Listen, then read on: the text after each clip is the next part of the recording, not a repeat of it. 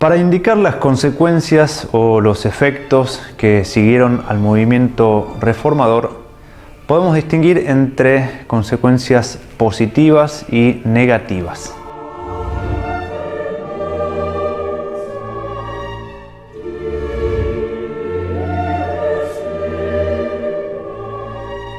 La primera pregunta que surge ¿es posible hablar de consecuencias positivas de la reforma? En cierto sentido, sí, porque así como el diablo sabe utilizar el bien o la apariencia de bien para llevarnos al mal, mucho más Dios, en su omnipotencia, es capaz de sacar bien a partir del mal, incluso de los males más profundos. Por eso podemos señalar dos consecuencias positivas de la reforma.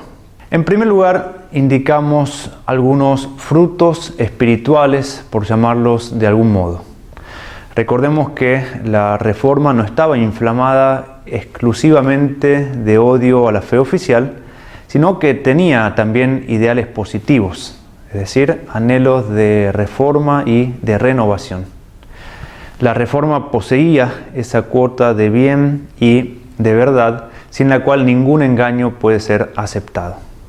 Y ciertamente que la reforma dio fruto en este sentido. Un fruto parcial, un fruto imperfecto comparado a lo que produjo la Reforma Católica y además junto a otros efectos nefastos que, haciendo un balance general, opacan y casi que aniquilan estas cosas buenas que nosotros nos esforzamos por encontrar. En este sentido es preciso reconocer que muchos abusos eclesiásticos de la época se terminaron con esta revolución y muchas cosas se corrigieron.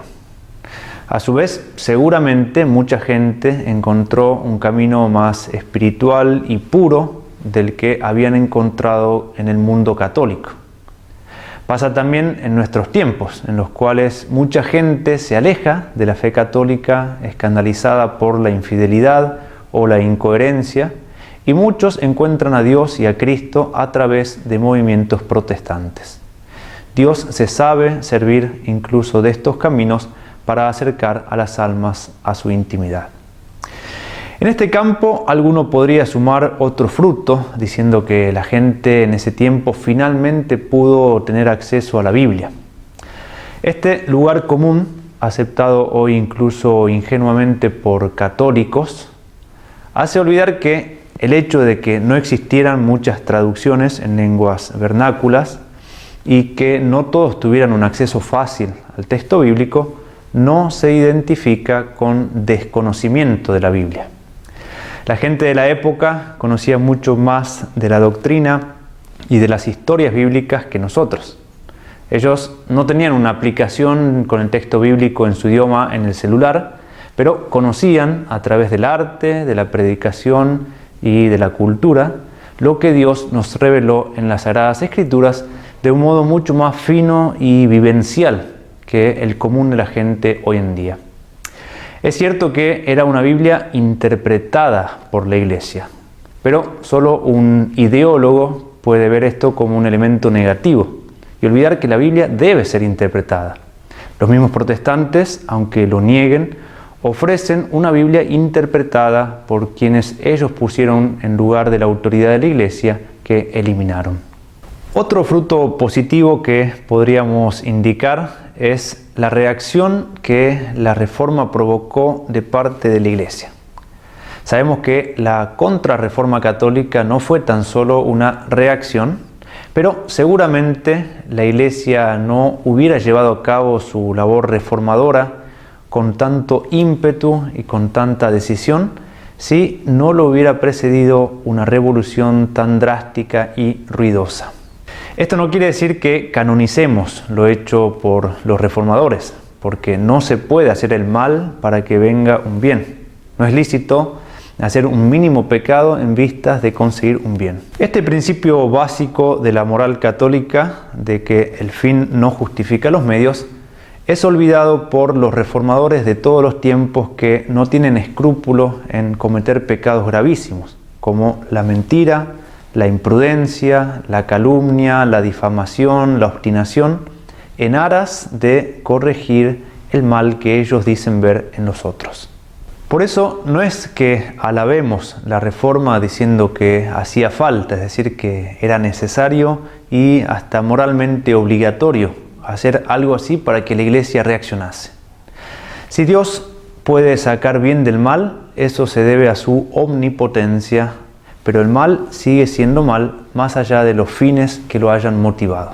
Y por eso es preciso decir con toda claridad que, en definitiva, los efectos de la reforma fueron sobre todo negativos y han iniciado una serie de males cuya proporción difícilmente somos capaces de entender.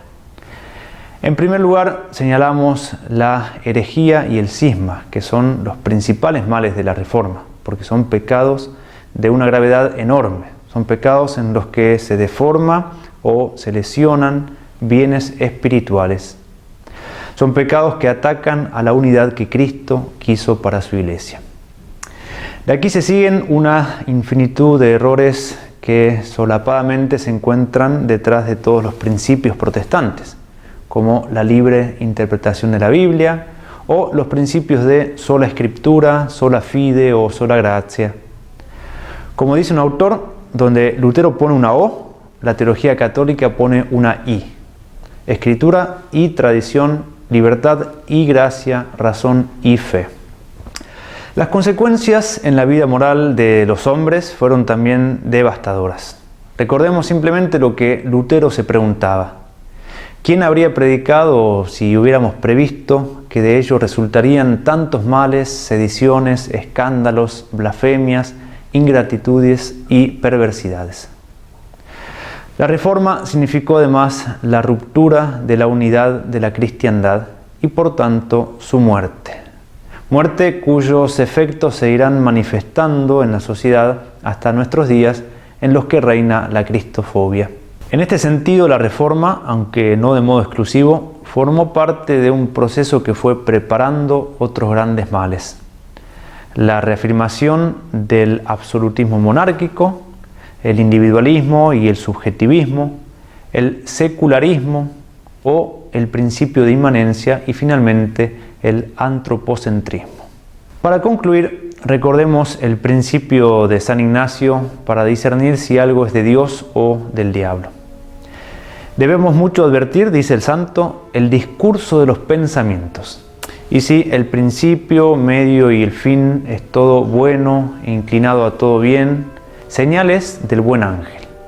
Pero si en el discurso de los pensamientos que trae acaba en algo que es malo, distractivo o menos bueno de lo que el alma se había propuesto antes, o si la debilita, la inquieta, la conturba, quitándole la paz, tranquilidad y quietud que tenía, señal es del mal espíritu, enemigo de nuestro provecho y salud eterna.